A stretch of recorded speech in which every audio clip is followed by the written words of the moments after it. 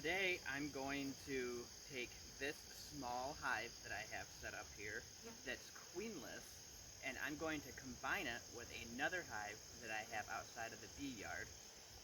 This hive this late in the season I don't think is going to be able to make a queen and have it come back mated, and I'm not going to go out and purchase one just for them to reject it. So I'm going to show you how I do hive combinations.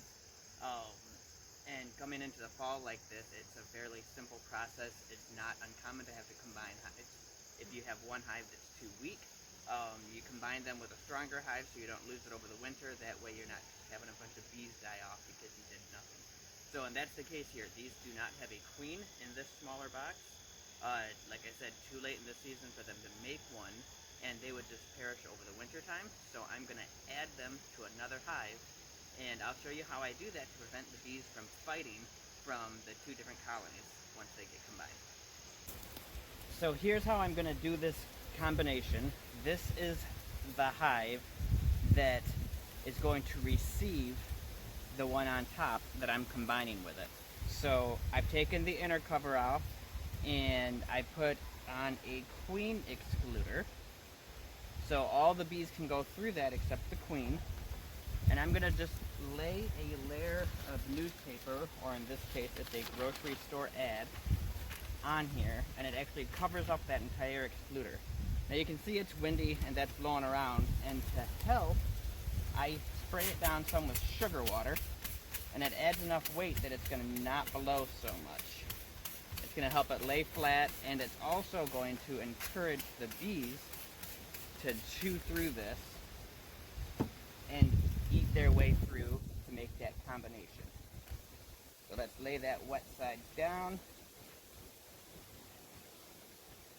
Get it so it completely covers the queen excluder. You don't want those bees to have any opening until they chew their way through it. And I'm going to take the cover off of the other hive. I've got to break it loose from the bottom board here.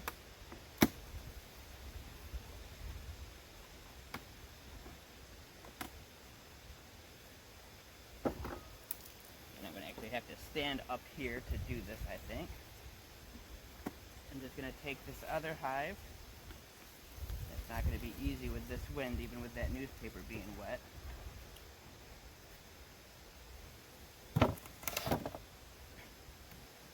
And I'm just going to set it right in place. I've got to fix the newspaper in the back here.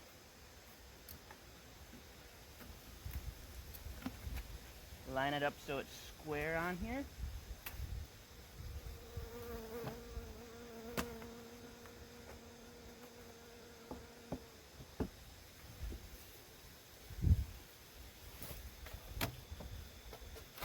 Put the lid on.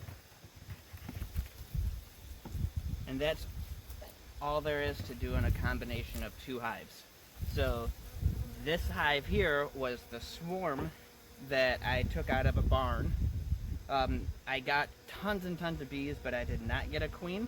Luckily, I got enough brood and fresh eggs with that from the foundation that was in the barn, in the wall, that they made themselves a new queen already.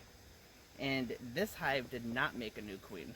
So now as they chew through that newspaper going both directions, they'll have enough time for the bees up here to get used to that queen's pheromones, and they'll accept her as the queen.